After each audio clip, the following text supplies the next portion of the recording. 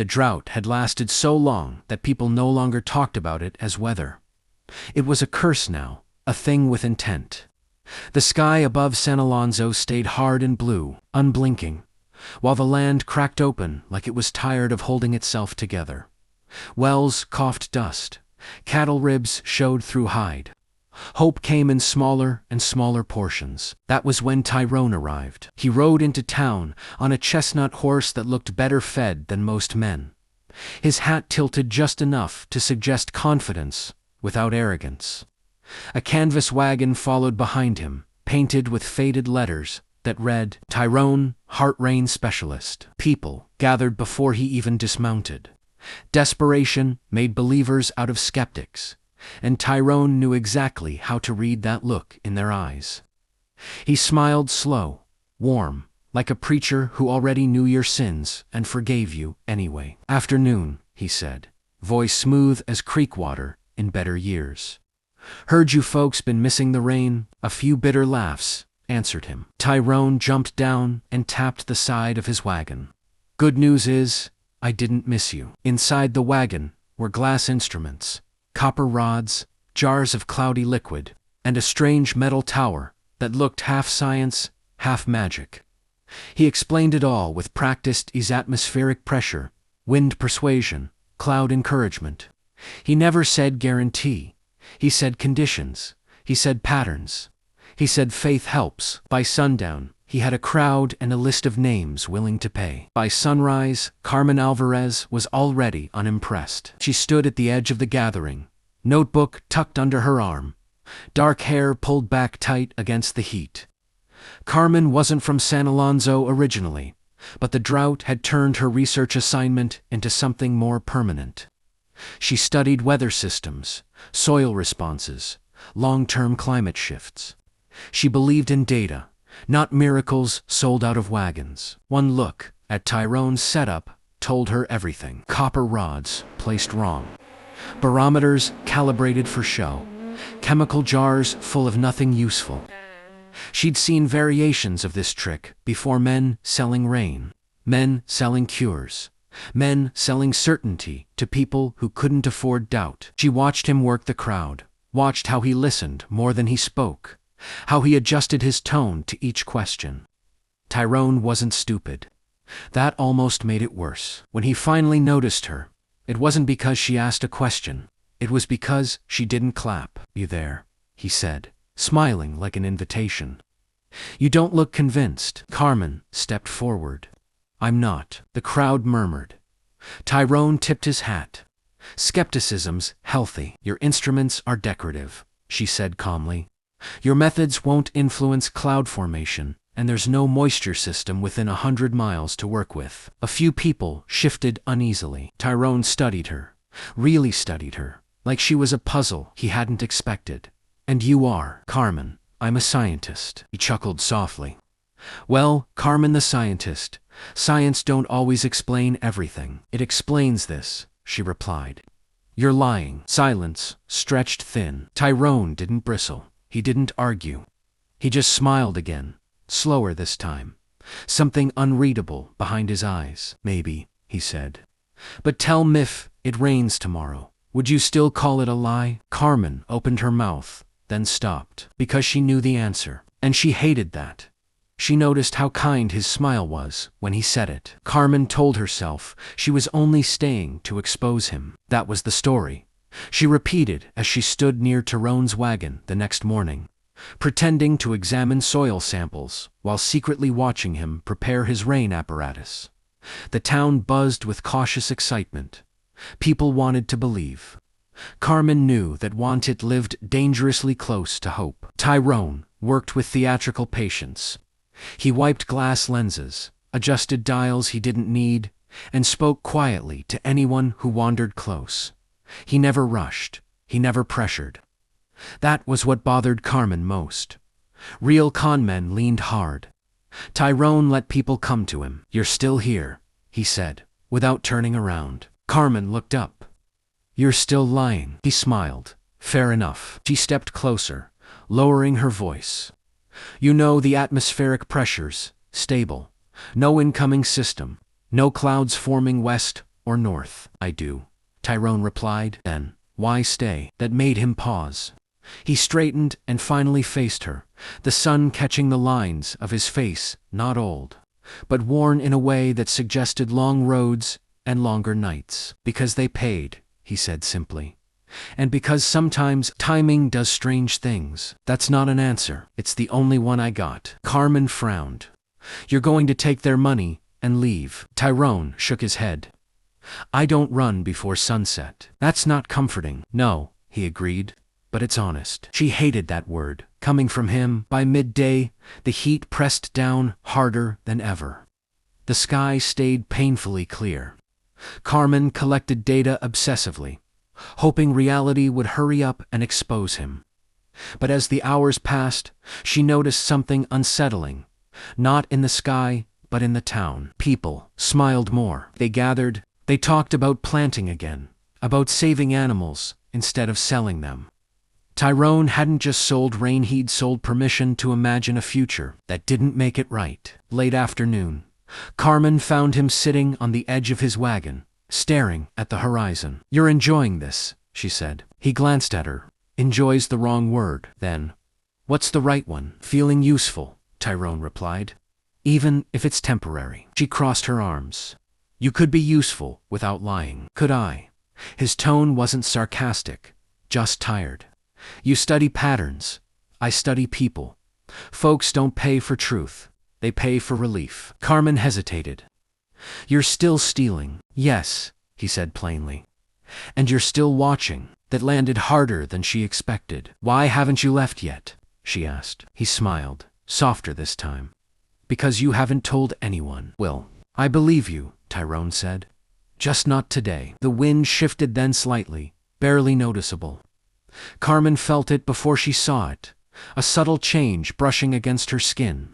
She turned west, heart skipping despite herself. High and distant, thin clouds stretched like pale scars across the sky. Her breath caught. That's not your doing, she said quickly. No, Tyrone agreed.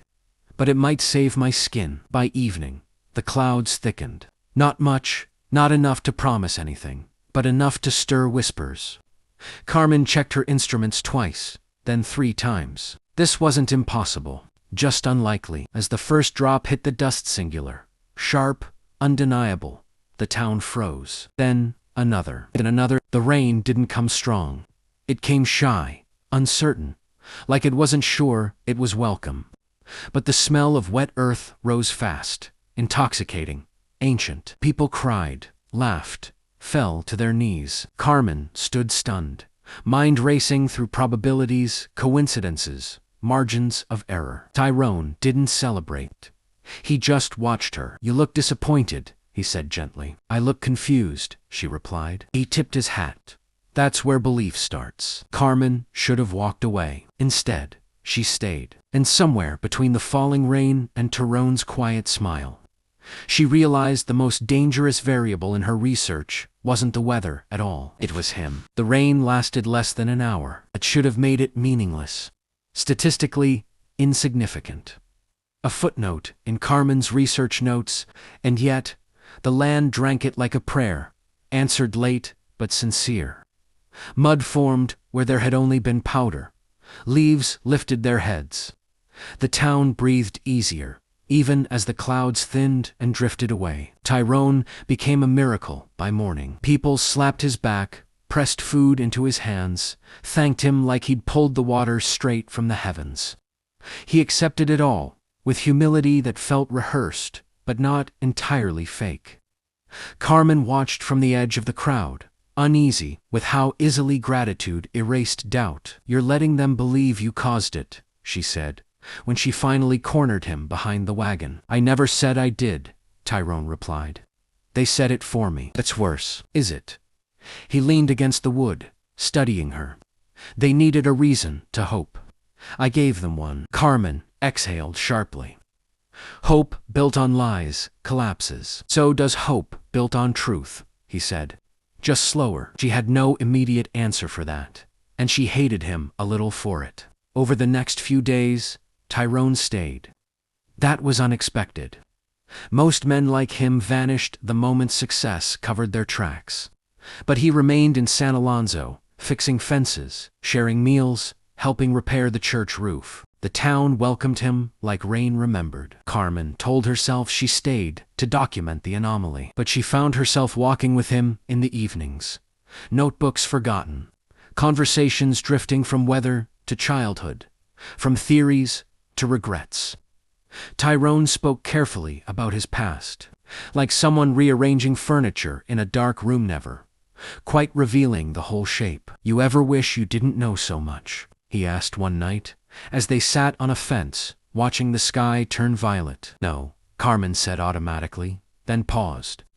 "Sometimes." He smiled. "Figures." She studied him. "Why, Rain?" What do you mean? "Of all the lies you could sell," she said. "Why that one?" Tyrone looked up at the stars. "Because rain means forgiveness. It washes things clean. Makes people believe tomorrow won't punish them for yesterday. That's poetic for a con man." "Occupational hazard." She laughed, despite herself, surprised by the sound. It felt dangerous letting it come so easily. Her research notes grew messier. Data didn't fit neatly anymore. Variables tangled with emotion.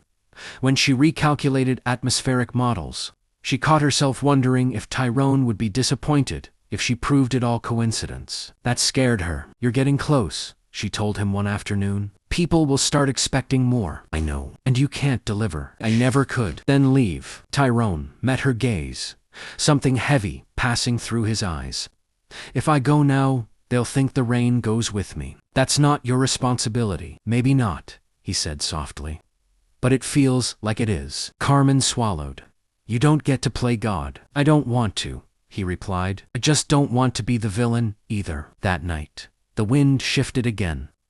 Carmen's instruments buzzed with activity reel. This time, a legitimate system forming. Rare but possible. She felt a thrill of scientific triumph, followed by dread. If it rained again, Tyrone's legend would solidify. She found him packing. "Leaving?" she asked, heart jumping despite herself. "Thinking about it. There's a system coming," she admitted. "A real one." He froze. "When?" "Tomorrow night." Tyrone laughed quietly, almost broken. "Of course, you can't stay," Carmen said. "Not if it happens." He looked at her, then not charming, not confident, just honest. "And if I go, what happens to us?" The question hung between them, heavier than the sky. Carmen didn't answer, because, for the first time in her life, science didn't tell her what to do. And she was terrified. She already knew what she wanted. The clouds arrived at dusk like a verdict. They rolled in low and heavy, darkening the horizon with a promise no one in San Alonso could ignore. The air thickened, charged with electricity and expectation. People gathered in the streets, whispering Tyrone's name like a prayer. They were afraid to speak too loudly. Carmen stood alone near her instruments, stomach twisting. This was real. Every reading confirmed. IT pressure drops, moisture surges, wind convergence. A legitimate storm. The kind she'd hoped to document for years. And yet, it felt like betrayal. Tyrone watched the town from the hill above, his wagon half-loaded, horse restless.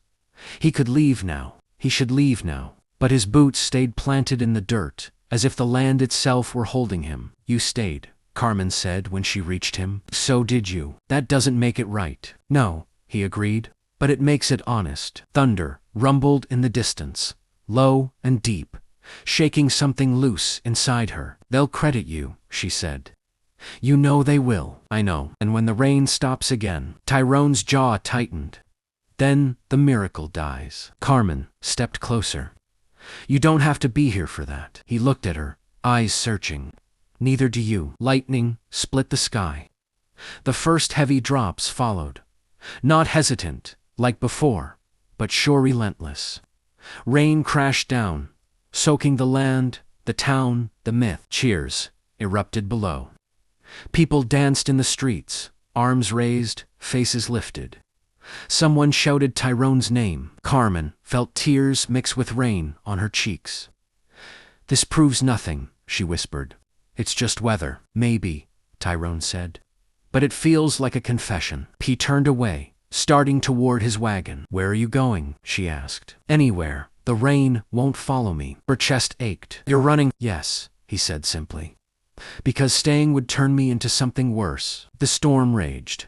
Mud clung to boots. The world felt loud, alive, unforgiving. Carmen reached for his arm. "I love you." The words surprised them both. Tyrone froze, rain plastering his hair to his face.